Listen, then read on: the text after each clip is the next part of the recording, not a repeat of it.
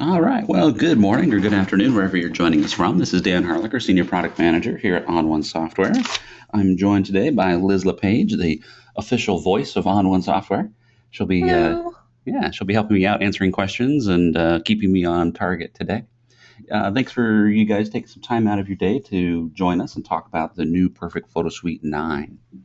Now, this is kind of the one of the first public demonstrations of an early pre-release build of Perfect Photo Suite 9. So what we're going to look at today is still a little rough around the edges. Some of the artwork might not be the final artwork, or some of the artwork might not even be in the whole. I might be clicking on buttons that appear not to be buttons, and I'll try to mention that when I do. That just means the artwork's not in place yet. Now, we did a similar webinar last week where we talked about some of the new features. We'll talk about those same new features this week, plus some new ones that you didn't get a chance to see last week that have come to life over the last few days. Now, today's webinar, we're only really focusing on the newest features in Suite 9. So we're not going to go over every module and really cover it from a soup to nuts aspect. If you want to do that, Liz has lots of great webinars in terms of training or things that show the suite in whole. So we're really just kind of focusing on new things. So this is kind of targeted towards existing customers. So if you're new to the suite, there's a lot more to it than just what I'm going to show today. The suite will be available at the end of October, so we still have about 5 weeks or so, 6 weeks until it's available. Now, if this is your first webinar that you've ever joined with us, you'll be able to obviously hear us through your computer speakers, your headphones, and see it on the computer screen. You can also dial in with your telephone. If the audio gets a little rough, sometimes calling in on the phone will work better. And there can be a couple second delay between what I'm talking about and what you see on screen. The screen might be a second or two behind. It is recorded, so if you have to cut out early, you can always come back and watch it later. So I think I've dragged my feet long enough to make sure the late joiners are in. Let's get going here. All right. So for those of you who don't know what the Perfect Photo Suite is, it is the best way to think about it is if Lightroom and Photoshop got together and had a baby, and the baby got all the best genes from both parents. That's kind of what the suite is. It's a standalone application that lets you find your images, manage them, lets you edit the images, and output them. And it is designed by photographers for photographers. So it doesn't include all the extra stuff that Photoshop does for videographers and 3D artists and scientists and all that other stuff to get in your way. And you can use it as a standalone application, or you can use it as a plugin inside of the workflow tools that you use already. So if you use Lightroom or Photoshop or Aperture, it works there, or you can use it on its own. It's kind of the best of both worlds. Now, we believe in a modular approach, so we actually divide up the suite into different modules, actually 7 different modules. The great thing about a module is it lets you focus on just the task at hand. So again, like Photoshop, you've got a million tools in your face all the time. The suite kind of narrows it down to just the stuff you're working on. And I'm going to kind of walk you through all these different modules, but there's Browse for keeping track of your images, Enhance for making them look great, Perfect Layers gives you a layered workflow without what you need for Photoshop. It also includes all the great masking tools from Perfect Mask. We'll talk in detail about that here in just a minute. Perfect Portrait for enhancing your portrait images, Effects for making them the ordinary look extraordinary, Black and White for black and white conversion, and of course, Resize, the new name for Genuine Fractals, for resizing and outputting your images. All right. Oh, one thing I did forget to mention. Because there's so many people in the webinar, it's kind of impractical for you guys to ask your questions over the phone. Best thing to do is to use the little questions module that you see on your GoToWebinar control panel. Type your questions in there. We'll get to those as best we can. If you've submitted a question over social media using the hashtag Suite9Live, we'll be trying to answer as many of those during today's session as well. All right. So first, let's talk about Browse. Browse is actually one of the areas where we've spent a lot of work with Perfect Photo Suite 9. You know, a lot of our customers use Lightroom or they use Aperture, another tool, but those people tell us that when you catalog your images, when you come back from a shoot, that Lightroom just takes so long. I come back and I've got, a day worth of shooting. I've got a couple thousand shots. When I put those into Lightroom, it can take like a half hour for it to go through and catalog those before I could really start to work with them. Browse becomes the perfect front end to Lightroom. It lets you see your images instantly. There's no big bloated database to get in the way. The images don't have to be cataloged, so you can see your images really quickly. You can do that pre-flight work like tagging and rating and labeling, adding metadata like IPTC metadata if you want to, keywords, descriptions, things like that. And then in a single click, you can send all of those images or just your favorite images off to Lightroom to be cataloged. Or if you don't use a workflow tool, this kind of becomes a great way to keep track of your images without using something like Lightroom or Aperture. So let me jump in. I'm going to kind of show you what it looks like here. Here I am inside of Browse. And there's a couple changes. So if I have some Browse users out there already. Let me point out some of the big changes that you might notice. The first one is over here in the Sources pane. The Sources pane is where you can keep track of all the different places where you store your images. This will list things like hard drives that are either in your computer or attached to it as like an external Thunderbolt or USB drive. It'll also show any network shares, and it will also show your cloud services like Dropbox, Google Drive, Microsoft OneDrive, or your Apple Photo Stream. So a couple cool changes in here. You can now, inside of each of these drives, you can drill down and see the complete folder structure. In the past, there was a separate pane for sources and one for folders. They're now merged together. The great thing about this is it lets you navigate anywhere on any drive at any time and allows you to copy and paste from volume to volume. So it's a lot easier when you import your pictures to be able to drag them from your memory card to where you want them to go on your computer. We also now give you the ability to determine which cloud sources you want to display. So if you don't use Microsoft OneDrive, you can just check that Microsoft OneDrive checkbox off and it won't appear in the list any longer. Now you can still create favorites, and a favorite is like a shortcut to a place where you work all the time. I'm going to show you how to do that. I'm going to go to my Photos drive. See, on my computer, I've got my main drive. I've got my Photos drive, which is an external drive. Products is actually one of our servers here at the office, and then my Time Machine drive. I'm just going to go to my Photos drive. I'm going to roll that down. And now inside of this, I have a folder structure called Personal Images, and that's the way I organize all my images. The cool thing about keeping it in a logical folder structure like this is it doesn't matter what tool I use. I'm not stuck using the rules of a database like Aperture where it sucks everything in and I can't control their structure. I can put my pictures where I want. So I'm just going to grab that Personal Images folder and I drag it right down here into my Favorites pane. And you notice how it makes a favorite for it. Now when I click on that Favorites pane in the future, let's just click somewhere else for a minute. I'll go back to my hard drive. When I click on Personal Images, it automatically drills down and shows me just the subfolders inside of that favorite that I created. So there's where I keep all my pictures. All right. There's also a Recents pane, which shows you all the photos you've worked on recently. There's a Filters pane. This is kind of rolled up right now because the artwork is missing, so there's not a whole lot to look at in there. But that's where you can go in and say, find me just the photos that are 5 stars, or just the photos that are red, or just the photos taken within a certain time range. And then, of course, on the right, there's the Info pane, which you've seen in our product in the past, and a new Metadata pane. Let's go into a folder and actually show you kind of how these work. Let's go look at some pictures here. All right, so here's a folder. This is about 280 raw images. These are from a Canon 5D Mark II, so that means these are about 20 megabytes a piece. And you notice how it has loaded all of those instantly. Nothing is actually stored. There's no persistent database. All of this is browsed and extracted instantly. So I get those 280 thumbnails just like that. So it's very fast. If I double click on one of these, I get a larger view of it, and I can use my arrow keys to flip through those very quickly. You can see there's no waiting. If I pause for a second, I actually get a higher quality view, and if I click, I can zoom in, and I can use my arrow keys to navigate at 1:1. This is really important if you want to compare images next to each other to pick out which one is the sharpest or which one the expression looks the best in. There we go. I'm just going to jump back out from there. Now you notice on the thumbnail cells, there are now stars, where I can add a star rating.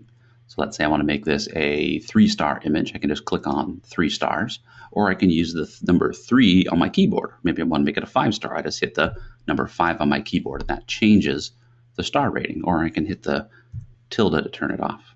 There we go. We'll leave it at 5. I can also set a color label. Let's say I want to make this red, like so. And I can also have likes and dislikes, so I can rate them up or down, and I can even rotate those. And there's keyboard shortcuts for all of this. So watch what you would do. You would zoom in here to that fit to screen view, and then I'm just going to use my arrow keys, and I can just flip through. And using the number keys on my keyboard, I can figure out which ones are my favorite very quickly. So I'm just going to go through and just click on these. I'm just hitting, you can't see this, but I'm just hitting the arrow keys and the number keys on my keyboard to add and rate these images. So if there's ones that I like, they get a higher rating. If that's one that I like, I might give it a lower rating. So it makes it very fast to go through and pick out your favorites. So you notice that now all these images at the top have a star rating that I've added to them.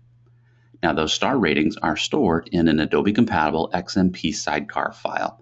Keep in mind these are raw files, so we're not actually writing to them directly, but we're creating a sidecar file. I can then select those images. I can right click and say send to Lightroom or send to Aperture. If I have Aperture installed, it'll detect it automatically.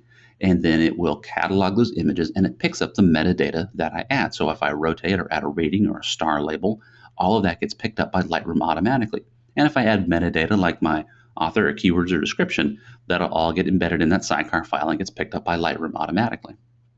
You can also set up your own external editors in here, and you can add as many as you want to. Just select the Send to Other Application option, and you can go off and set it up to send your images to any other application you want. For example, I've done that with my email application. So I grab an image here that I've worked on. Let's say I want to email that. I can just right-click and say Send to Mail, and it'll pop up a new email message and attach that image to it. Embeds the metadata first, adds that image right there into my email, just like that. So that's how quick it is to email a message now. I don't need to keep that one. All right, you also notice that on this particular image, I've added metadata, such as the description and keywords. And if I roll down the exit field, well, it's actually, I edited it before, so I lost some information, but you can see all the type of metadata that would normally be saved. All right, that is Browse. Liz, any questions out there from the audience before I move on? Oops. Sorry, for some reason my microphone was turning on there. We actually had a really great question about the rating system inside Browse. Mm-hmm. If you take your images and bring them over to Lightroom, will those ratings transfer over? Yeah, exactly. So for example, if, well, I guess it depends on what the rating is. So when I think ratings, I think of the stars. So the stars, the 1 through 5 of the stars, and the color label and the rotate, those are all standard metadata fields that will get written into those XMP sidecar files. And when Lightroom sees them, it'll automatically pick those up. Now, the like and the dislike, the thumbs up and the thumbs down, those are not stored. Those are stored in the sidecar file, and we can read those, but Lightroom doesn't read those, unfortunately, because it's not a standardized field. The same thing with in Lightroom, they have the pick and the reject flag. Those are private metadata, so it's not something that gets shared across multiple applications. There was also a really great question here that I answered, but I thought it would be one that would be good to kind of get everybody to understand. Is there was a question about uploading images into Browse, and I think that sometimes people get kind of confused about how Perfect Browse works. In the sense that Lightroom is a cataloging program where you actually have to catalog your images, whereas Browse is more of a viewing program for you to quickly access the images that are already on your computer. Yep, exactly. It's a different paradigm. A browser doesn't have a database behind it. You don't have to go through that cataloging process. All you do is you say, I want to go look at this folder, and it shows you what's in that folder. So it's a faster, leaner way of working. Yeah, and that was kind of what I explained, but that's part of the reason why I really like Browse, is the fact that I don't have to spend all the time waiting for an importing process and a previewing process. This happens so quickly, so you're not sitting there, tapping your thumb on the table while you're waiting for the images that you already uploaded to the computer to re-upload to a database. So that's one of my favorite advantages of working inside Browse, is less time spent trying to figure out how long it's going to take to upload more previews of your images. Yeah, and you don't lose pictures too. One of the things that always drives me nuts in Lightroom is if I go off and I add a picture outside of Lightroom, I then have to go tell Lightroom, oh, go synchronize that folder again, or I end up having images that it doesn't know about. With a browser, you don't have that. It's kind of always constantly watching, so I don't have to worry about that. Yeah. Alrighty, well, I think that kind of covers all the new stuff in Browse. There's all the other sorts of things you'd expect, things like batch renaming, being able to send a selection of files to our batch processor, things like that. And of course, all the drag and drop is there, so you can drag and drop into and out of, and you can copy and move, and all the file operations that you'd expect in a browser are inside of Browse as well. Alrighty, let's talk about one of the other great new features, and that is Smart Photos. Now, if you guys were here last week, we talked a little bit about Smart Photos. I kind of want to show this again because to me, this is kind of the biggest, most groundbreaking feature in the Perfect Photo Suite. What Smart Photos do is they let you save your settings just before you hit the apply button for each module so that you can then go back and change them. So, for example, if I was working on a portrait, and I did what I thought was the right amount of portrait retouching, and then I added my effects on top of it. And then I showed it to my client, or I came back later and looked at it and said, oh my gosh, I really overdid the retouching. It's really easy to do that because you kind of lose perspective when you're in there zoomed in close working on it. You could actually load it back up, reduce the amount of portrait retouching, and then still apply all of your other effects after it. It gives you the complete re-editability. And it's not just the settings, it's all of the masks. So any brushing that you do, you can readjust. Any retouching you do with the retouching tools, you can redo. The control points for perfect portrait. I mean, it's really exactly like the point in time just before you hit the apply button. So let me show you a couple different ways how this works. Let me jump back here and let's go find a different image to work on. Let's see. All right, so here's an example. Let's grab this picture of a camera and I'm going to send it to Perfect Effects to do some work. So I just click on Effects in the module selector. When this Edit What dialog comes up, I'm just going to say Edit a Copy, and I'm going to make sure that it is a Photoshop file and that the Smart Photo option is turned on. I have to make sure this is turned on in order for it to remember all the work that I do. So I hit OK. Now from here, it's going to work just like any other time that I'm inside of Perfect Effects. I'll open it up. Maybe I'll add a preset. Let's go grab something out of maybe the vintage category. I kind of like this warm look. There we go. And maybe I'll just brush in a little extra detail using the adjustment brush. I've just clicked on the adjustment brush icon, picked on the detail preset. So now my brush is all loaded up with something that's going to paint in extra detail. So I'm just going to brush a little bit more detail and sharpness right here on the sharp portion of the lens. And I'm going to hit Save and Close. Now that original image, I made a copy that was a Photoshop file, and then it's remembered those settings for me. Now back here in Browse, let me go back to thumbnail view so you can see it. That image is it's still rendering the thumbnail, so I'll give it a second there. Here in my Smart Photo History pane, if it's a smart photo that I'm working on, I'll see each what we call a smart layer inside of it. So you can have multiple layers inside of it, and each layer you can use as many of the modules as you want to. And you notice that Perfect Layers is attached to it. If I want to go back and change the settings that I used, all I do is I just double click right here on Perfect Effects, or I could click on Effects up in the module selector as well. And if it's a smart photo, it knows that I want to go in and change the settings that I use. So now it's going to open that image up. It's going to send it to Perfect Effects. It's going to add all the stuff back on top of it that I had done. So there's the vintage filter that I added. And then on top of that, there's the adjustment brush that I added with the detail painted in. And you notice how the mask is even there. If I turn the mask view on here, I'm just going to hit Control M on my keyboard to show that. You can see just the area that I painted that extra detail in. That's remembered. Now, if I want to change my settings, let's say, I want to use a different vintage preset, I can just come back to the vintage filter and maybe I want to try a different vintage look. Maybe something, I like this one called Lo-Fi. There we go. And then I can turn my brushing back on top of it, and I can even adjust the amount of detail that I add, just like that. And if I hit Save and Close, it'll save those settings again, and it's continuously re-editable. It's a non-destructive way of getting back. Oops. Again, keep in mind this is a pre-release build we're working on today, so there might be a couple little catches like that. I apologize. But that image, I can go back and continue to work on it again in the future. All right, now, in that case, I just used a single module, and I went straight from Browse into Effects. But you can also use it in a layered workflow through Perfect Layers as well, and you can have a little bit more control doing it that way. So let's grab a different image here. I'm going to grab this. This happens to be a Canon RAW file from a 6D. I'm going to click on Perfect Layers. I'm going to use that same Edit as a copy option and make sure that I have Smart Photo turned on. So this now makes it a Smart Photo, sends it to Perfect Layers. And if we look here in our layers stack, right there, we have a single layer and it has a Smart Photo icon at the end of it that tells us this is a special smart layer. I can now send it to another module. Let's go to Enhance. I'm going to use Enhance to clean up some little distractions in my image. I'll just use the retouch brush.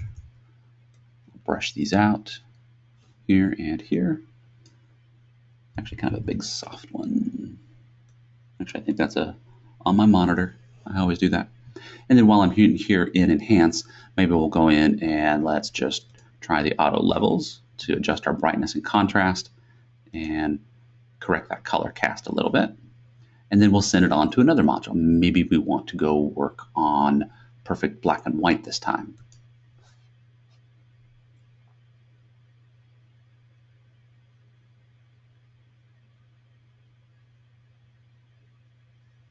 We'll go into perfect black and white, and I'm just going to pick a preset very quickly here. Let's go with, that cyanotype's kind of fun for this image. There we go. We'll hit apply. And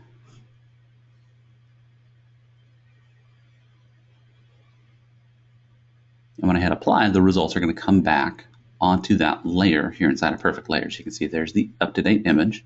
At the bottom is perfect enhance, where I started. And in the middle is perfect black and white, the one I just applied. Now let's say I changed my mind. Gosh, I didn't really want to use perfect black and white after all. I wanted to go do something in perfect effects instead. So all I do is I can just right click here on perfect black and white, and I can delete that step out of my photo history. It'll now remove that and re-render the image just using perfect enhance. Now I can go click on effects instead, and I can use a different module. There we go. Let's say maybe I want to come in here and I want to paint in some clouds in the sky instead. And then I want to go make it black and white.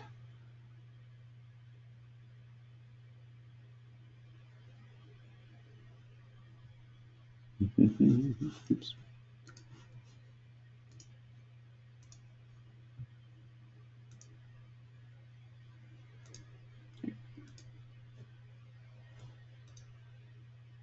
Let's grab ourselves some clouds.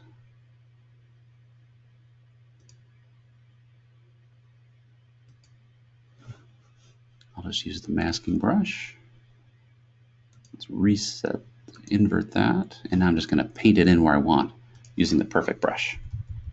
The perfect brush has actually seen some really great improvements in this release as well, where it will give you a more subtle transition in similar colors. So rather than just cutting off instantly when the color changes, it will now do a better job of blending, which makes it much more useful when you're working on tough edges like hair or tree branches.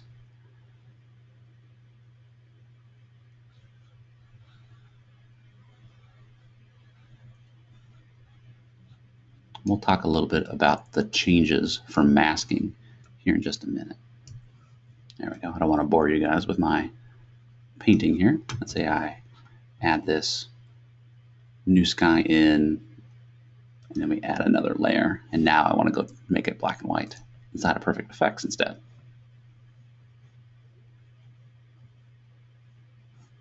There we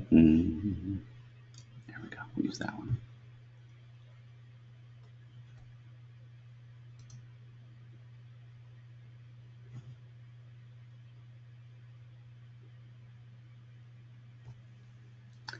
Now, back in Perfect Layers, again, we still have that same smart layer with the two modules that I've added. Now, I can duplicate that smart photo, and I can continue to have two different versions if I want to. So, for example, I could just right-click and say Duplicate. I now basically have two smart photos inside of the same single photo inside of Photoshop. And I can go in, or inside of Perfect Layers, I can go in and I can change the settings on each. So I could have two different versions of the same image. Let's say I want to have a version where I use a different black and white conversion on this one.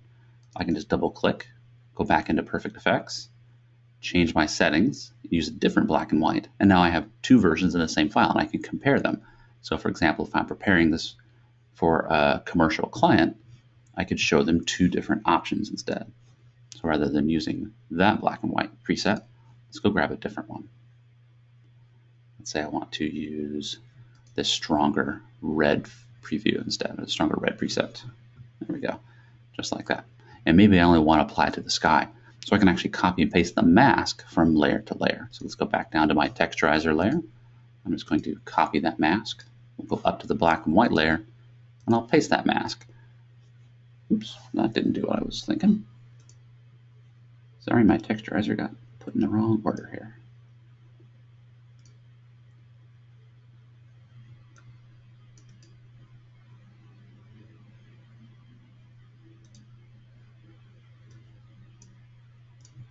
Ah,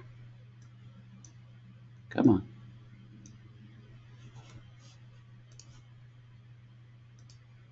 Yeah, we'll just leave it that way.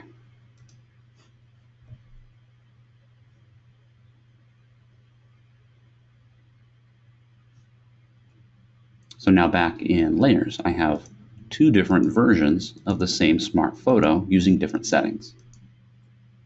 And you can mix and match smart layers here inside of layers with regular layers. So I could add another regular layer. I could change the background inside of perfect layers if I wanted to.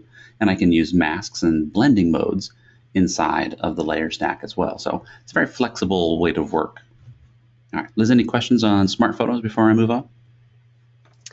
Yeah, there was a question about, there was a really good question. And now I can't find it.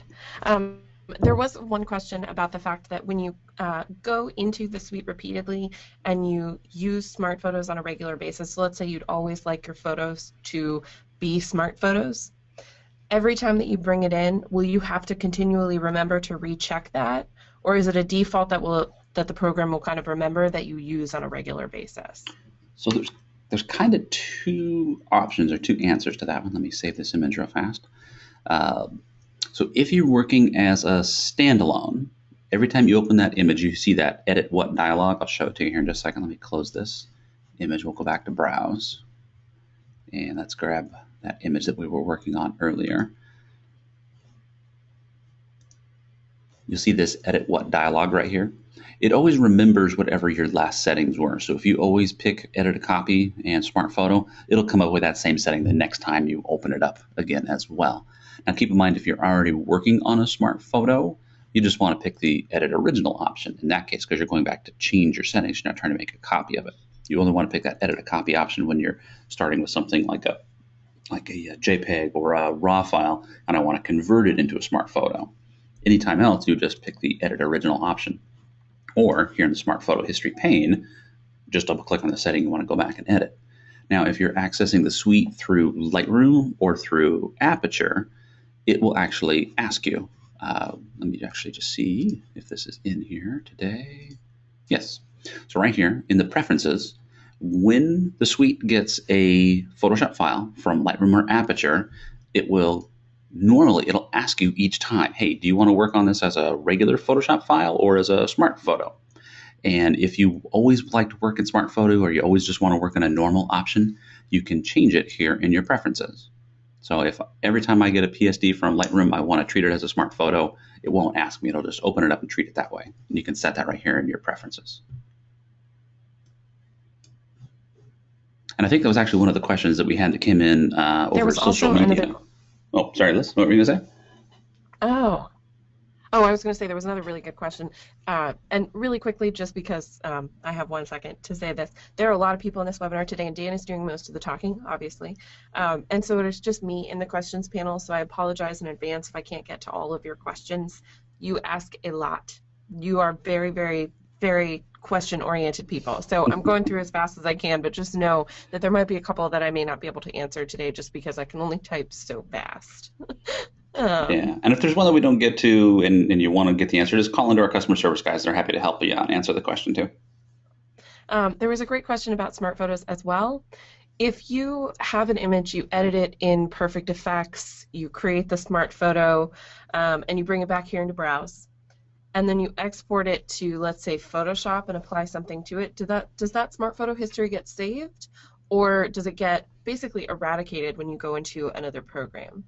So when you're working with a smart photo through Lightroom or through Aperture, it shows up just like a regular PSD, and you can change the metadata, and you can export copies out into different formats. That all works as you would expect. In Lightroom and Aperture, if you went in and you made changes with the develop module settings, and then you said, go edit a copy with my Lightroom settings applied, that's going to flatten it, just like it would flatten a regular layered PSD file as well. So as long as you're working on the original, you'll maintain that re-editability.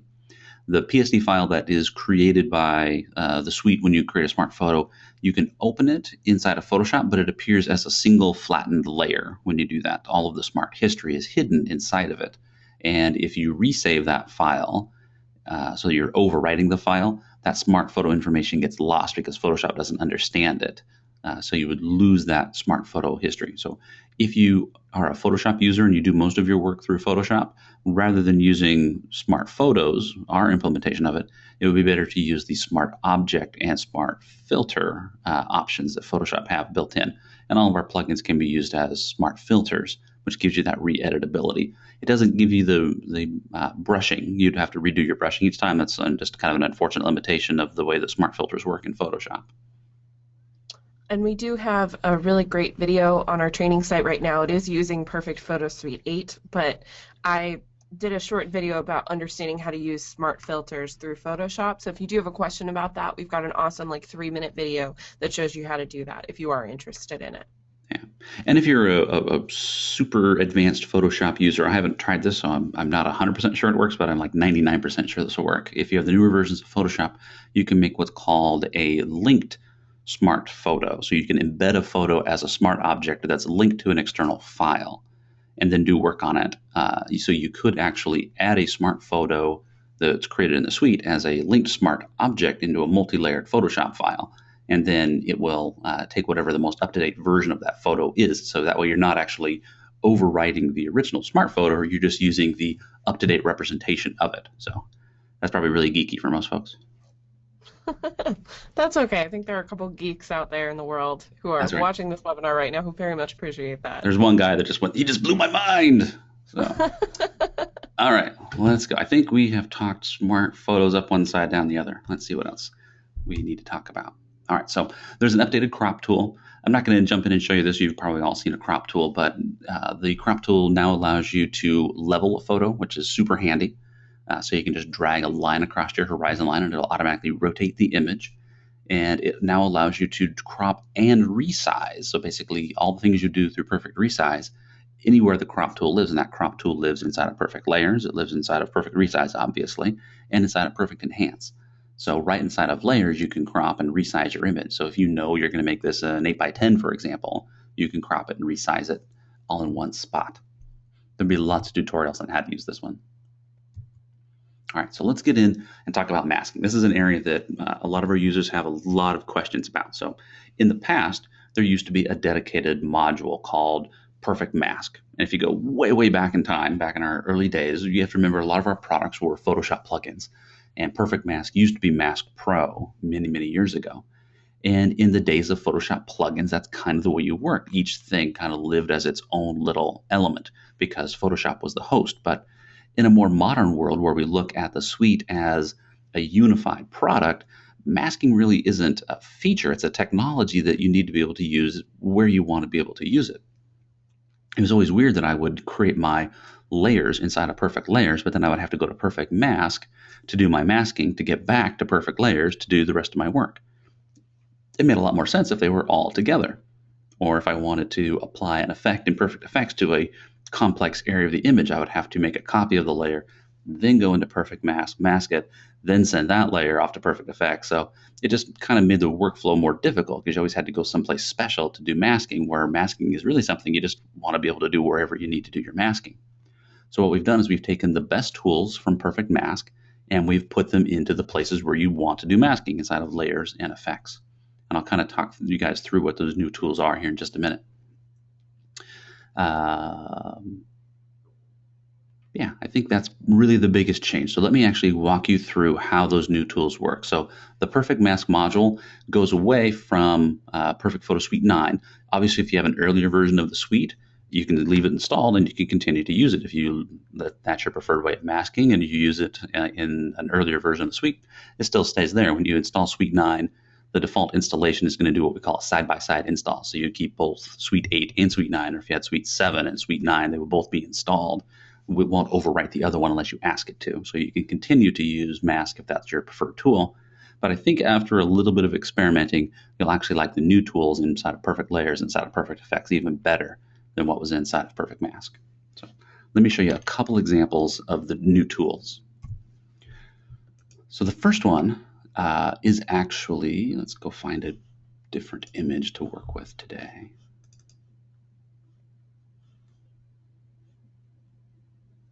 The first one I want to talk about is actually the perfect brush. And the perfect brush has been there for a long time.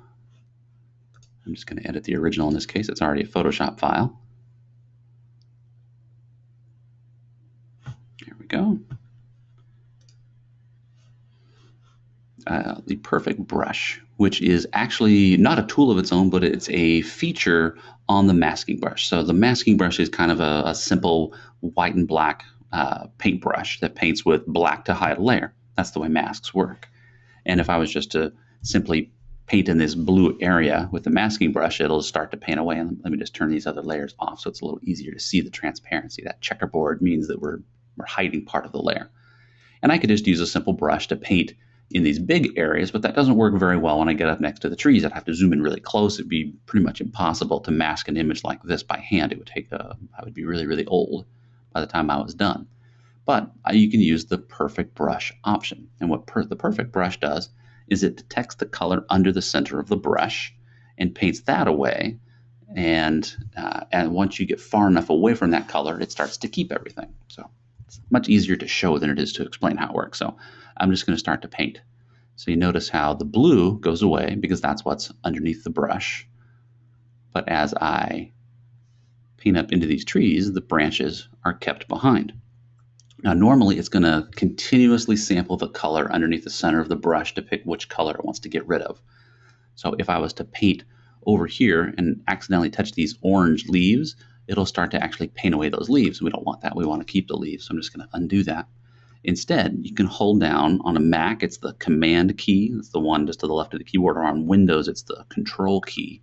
And what that does is it locks the color sampling so that it only paints away the one color that it was remembering when you actually clicked on it. So on an image of trees like this, what I would do is I would just brush through the image, holding down that Command key or the Control key right where I clicked. This would be the same if you're a perfect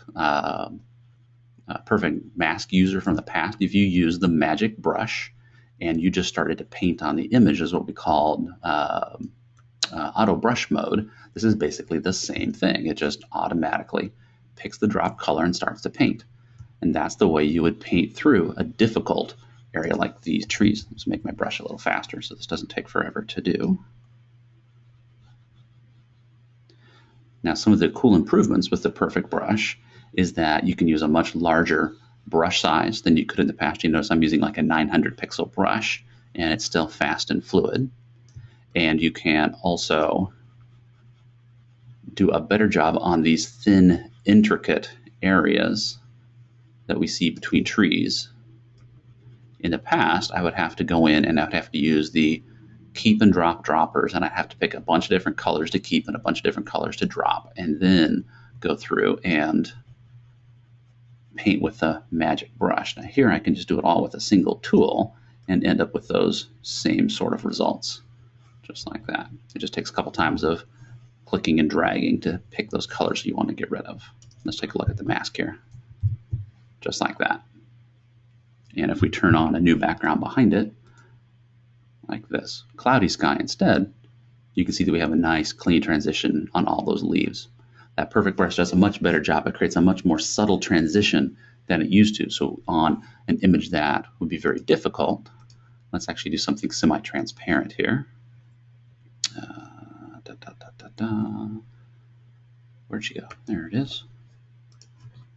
I'm sure you guys are probably all getting tired of seeing this wedding veil, but it does a great job of showing how this works.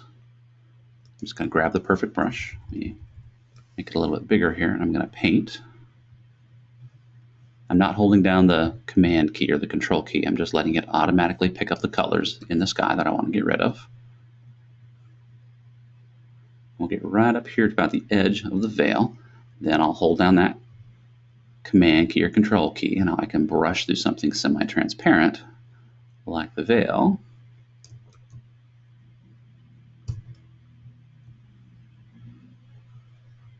Just like that. Again, if we take a look at that mask, like that, you can see how it gets into those very difficult little areas in the veil that are semi-transparent and maintains that. So the perfect brush is kind of your first line of defense when it comes to masking. That's the tool that you're going to use the most. But there's a couple other tools in here that we've added to really help and improve that masking. And the one I want to show you now is called the Quick Mask tool. The Quick Mask tool is the equivalent to the keep and drop brush that used to be inside a Perfect Mask.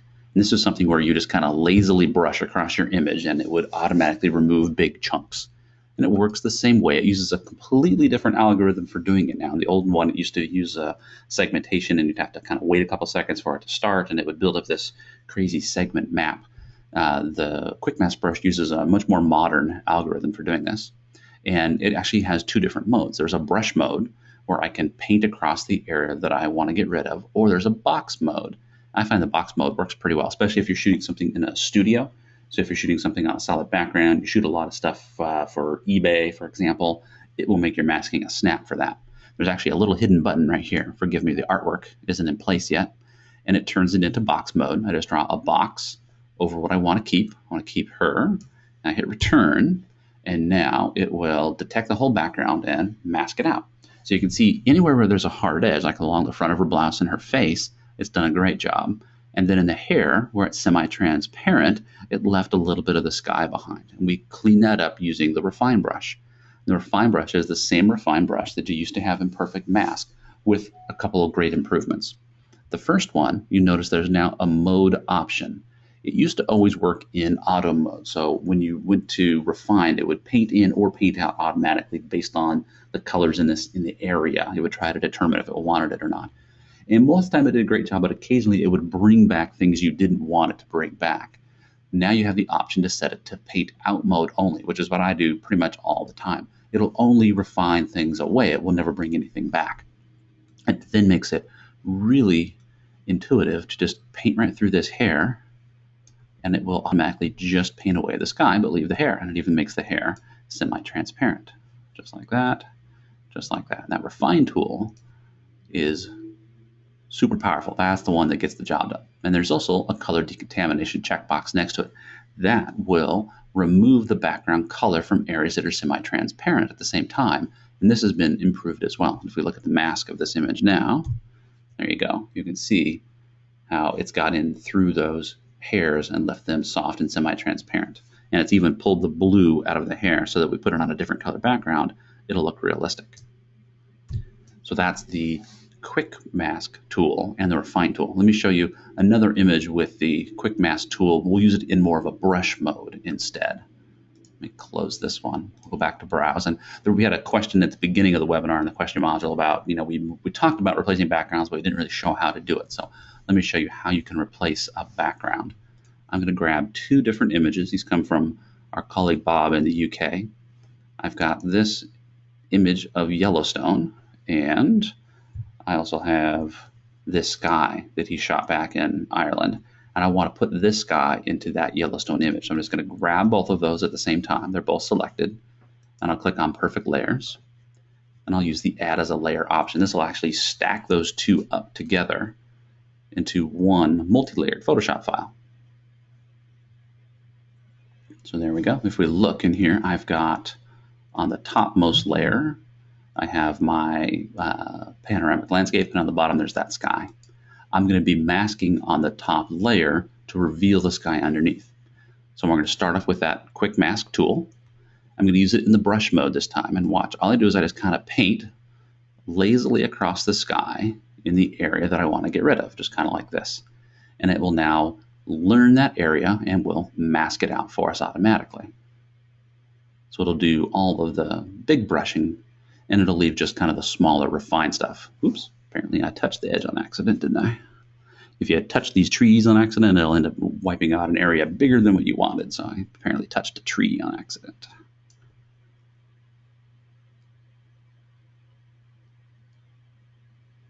There we go. Now you notice that in these little intricate interior areas, there's still some of that orange left. So I'll just brush through there again. You can use the tool multiple times to continue to improve its results. There's also a little grow button up here that you can click, which will grow the selection or grow the mask as well.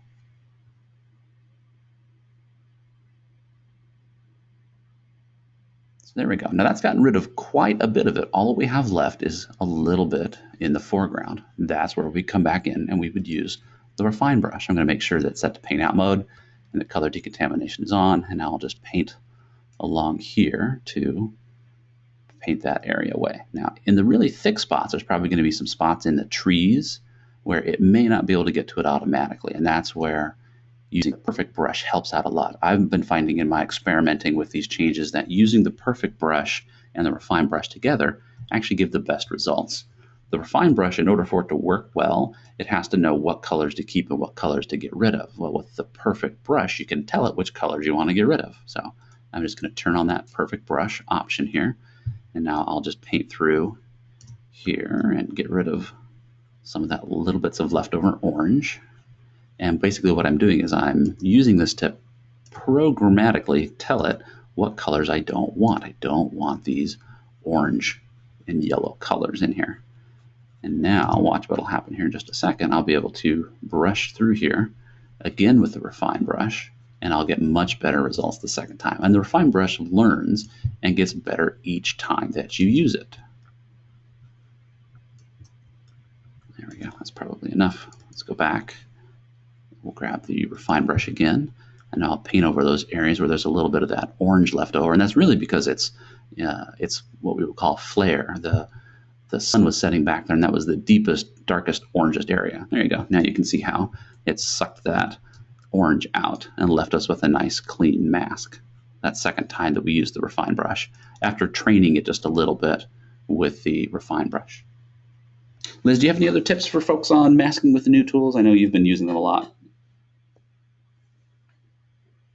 Well, one of the things that I actually really like is the box mode, which you didn't really touch on, and I think that's like one of the coolest new features. Yeah. Because it gives you the ability to draw a box around a subject, and then the program automatically cuts the background out and pays attention to where the subject is inside the box that you drew. And I think that that's really great because, especially if you're working with a subject that you want to pull out of a large background, like I work with a lot of people and I take photos in a studio against a blue backdrop. And so I really just want to get their entire image and just cut everything out. And so that box mode makes it so much easier than it used to be, instead of having to, like, hand draw out the entire backdrop, and it takes so much more time. Yeah. So that's probably one of the things that I'm the most excited about when it comes to the mask tools.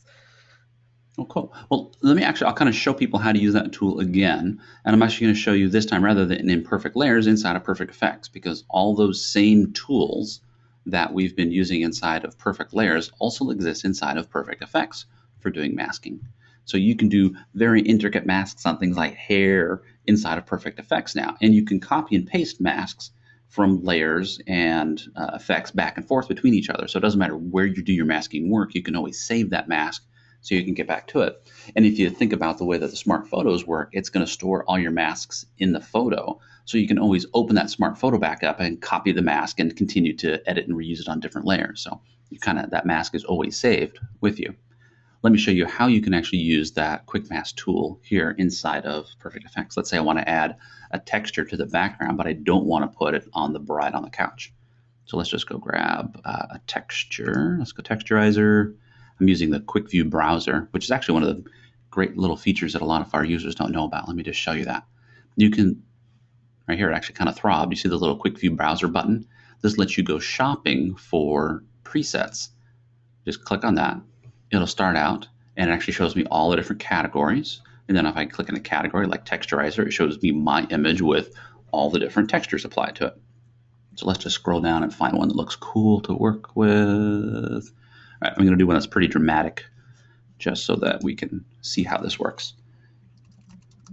We'll add this texture. Now, again, I said I don't want it on the bride of the couch. Now, normally I'd have to paint all the way around her, and even with the perfect brush, it would do a good job, but it's going to take me like a minute to do it. Watch, we'll just grab the Quick Mask tool. I'm going to turn that box mode on. Again, there's a little button right here. It'll have an icon soon. Right now, it's just kind of hidden because the artwork's not there. I'm just going to draw a box over what I want masked, hit return, and it's going to automatically find just her here. Oops, what happened? Apparently I did something weird. Sorry. Oh, I think I know what it was. Shoot. There's actually a conflict with a keyboard shortcut right now, and they were working on that yesterday, and it still hasn't been fixed yet. So when I hit return, rather than finishing the mask, did actually close the module. Well, I can't show you with the box mode, but I will show you how it would work just using the brush instead here. Actually, let me just try one thing. I can't remember if it puts a apply button up. No, it doesn't. All right, so we'll use the brush mode instead. So I just loosely paint a brush over what I don't want that texture to be applied on. Let's actually do this in effects where I said I was going to do it. Sorry, I didn't realize that I went to layers instead.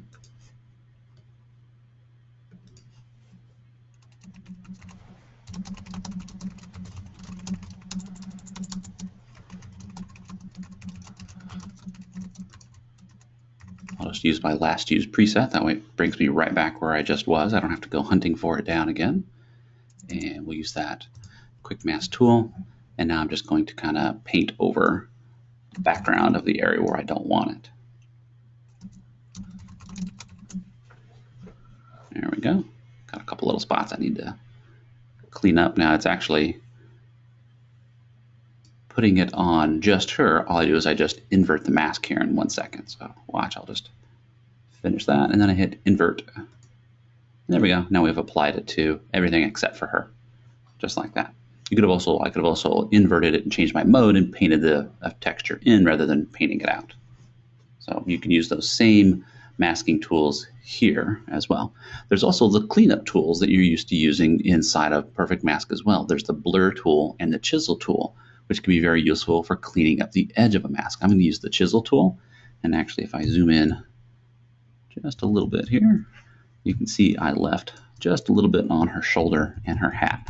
So I can actually just use that chisel tool, run it along the edge, and it will refine that back just by shaving a little bit off the edge.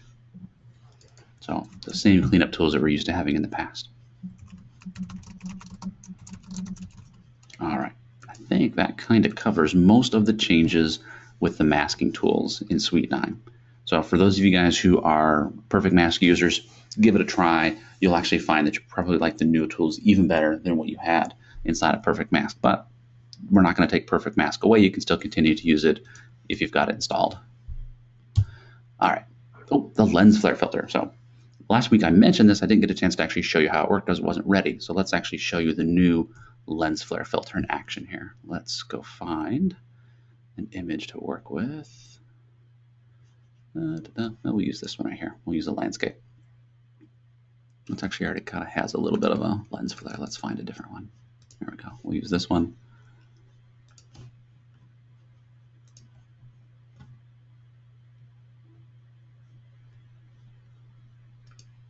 Let's actually just go to our original image right here. Take it into effects. Now keep in mind this filter is still in progress. It actually does some work now, but it's not completely finished yet, so it might. Oh, actually, it's not drawing on my preview. This was working yesterday. Hang on a second here. Let's just try it again.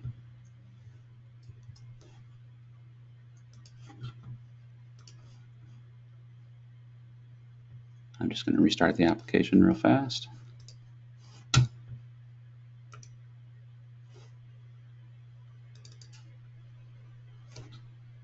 we go. Again, keep in mind we're still looking at a kind of a pre-alpha. It's not even a beta version yet.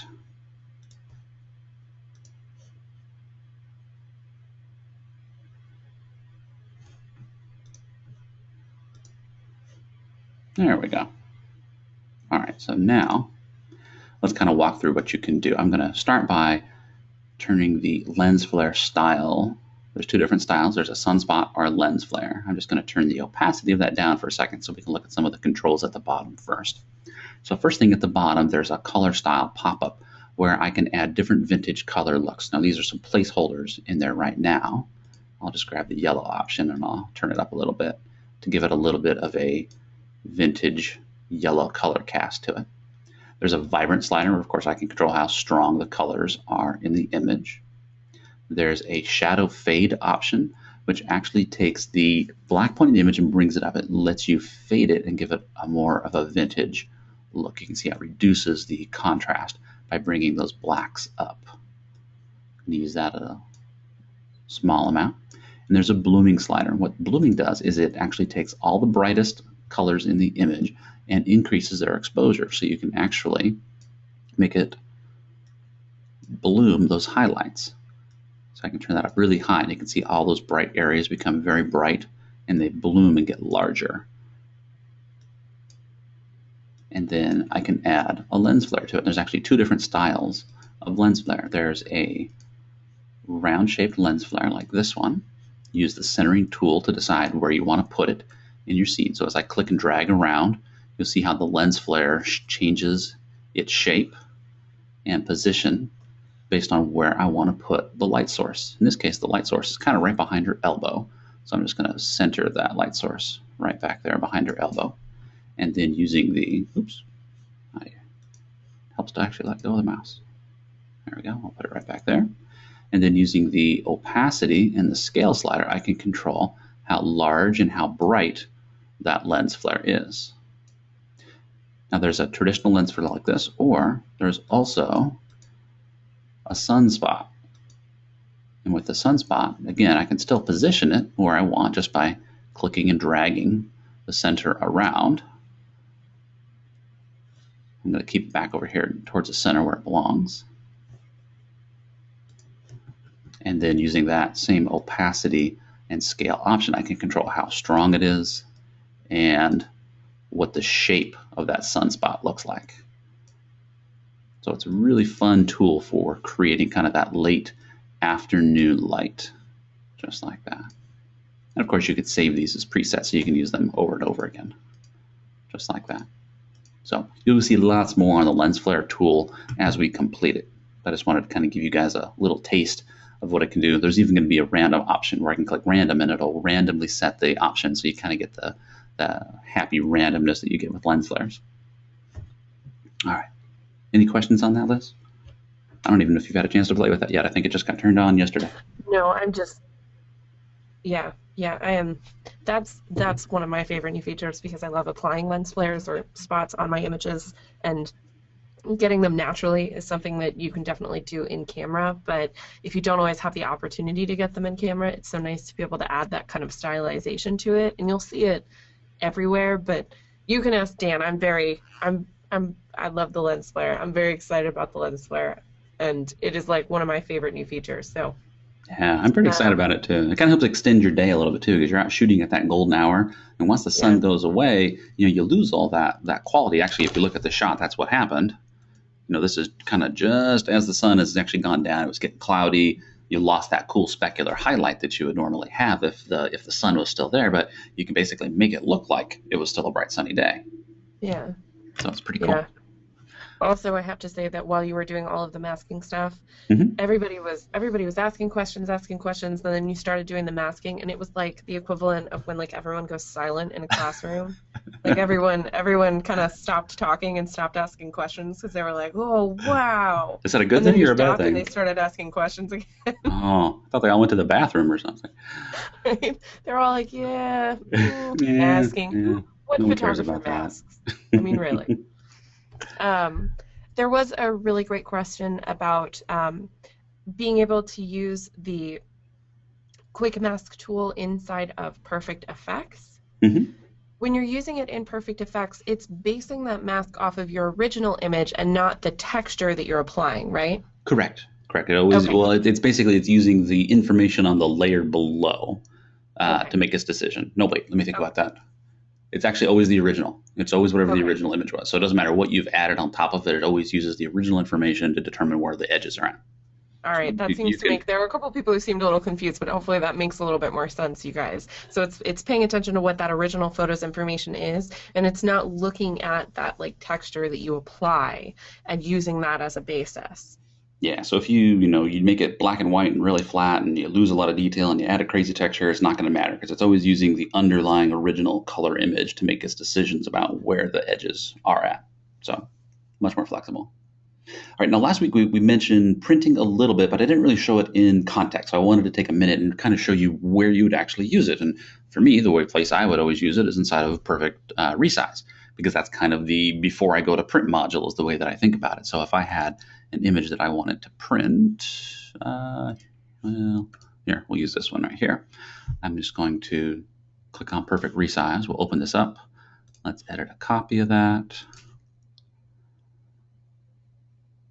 A lot of times when you actually go to print, you know the size that you're going to print at, and you know all of the information about the printer and paper, and you want to do all of your sharpening and stuff at the time of printing, but you don't really want to save that image. You're kind of doing the printing as a one-off task. You don't want to have to go create a whole other copy of the image just to make the print. So the great thing is you can almost think of as perfect resize as your I'm just about to print this thing.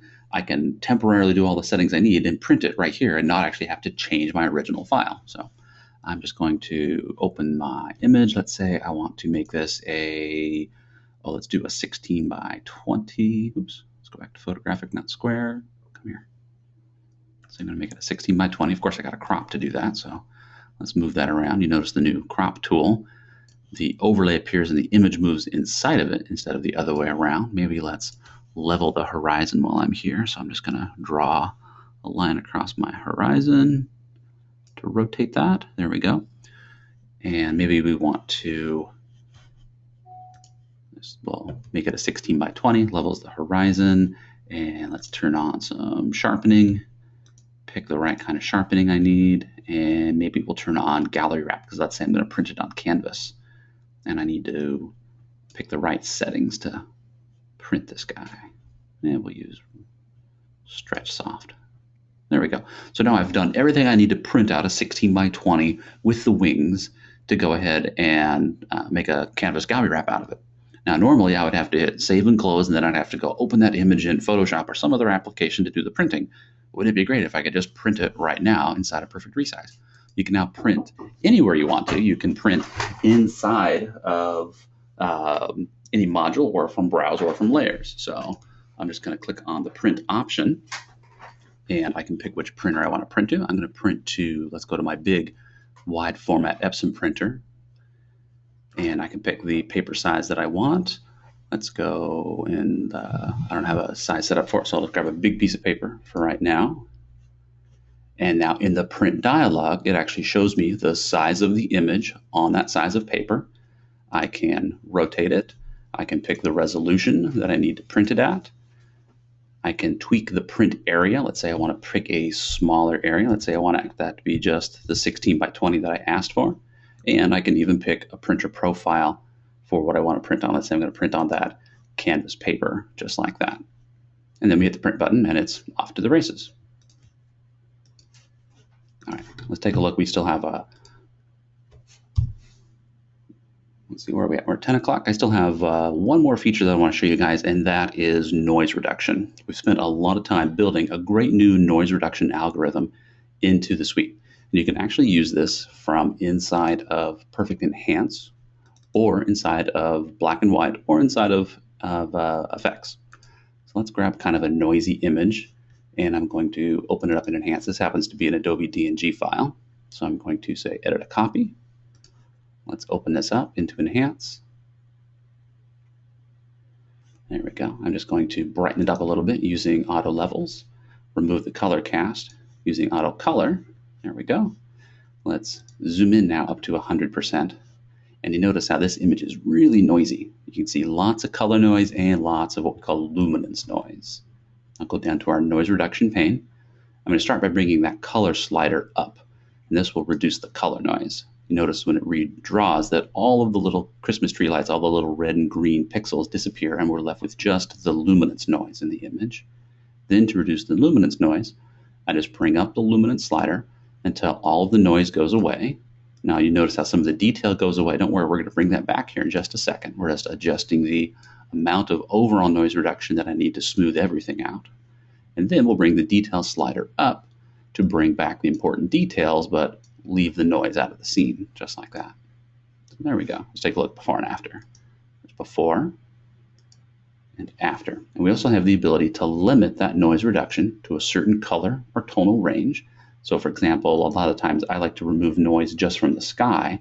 I can just say only apply it to the blues in my scene, or I can use the dropper and I can sample a color out of the image to apply the noise reduction to. So even on a fairly low ISO image, like a 100 ISO image, the sky can still have noise in it. This lets me remove the noise from just part of the image I want to without having to mask it in or out. So very useful tool.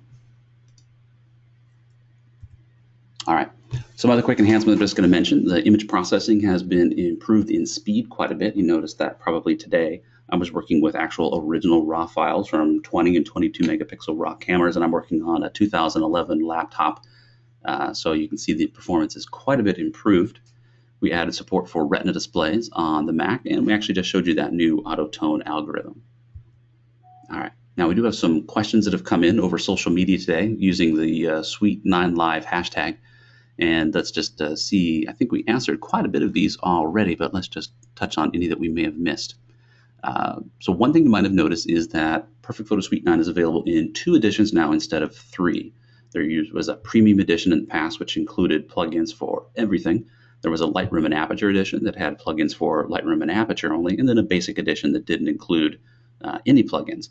We've consolidated the premium edition and the Lightroom and Aperture edition together. So basically, we've give you all the plugins for the price of what used to be the Lightroom and Aperture edition. So no matter where you work, you only need to buy one tool for doing that at the price that you used to pay for just working in 2 of the tools.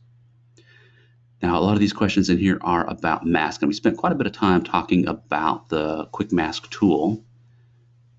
I think we've covered most of this. So in terms of being able to do precise masking of trees and color decontamination, those tools are still there.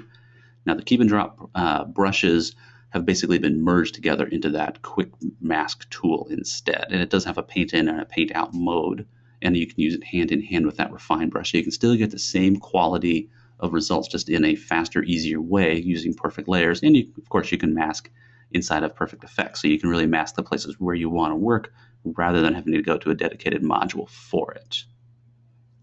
Let's see. Liz, do you have any other questions out there from the audience?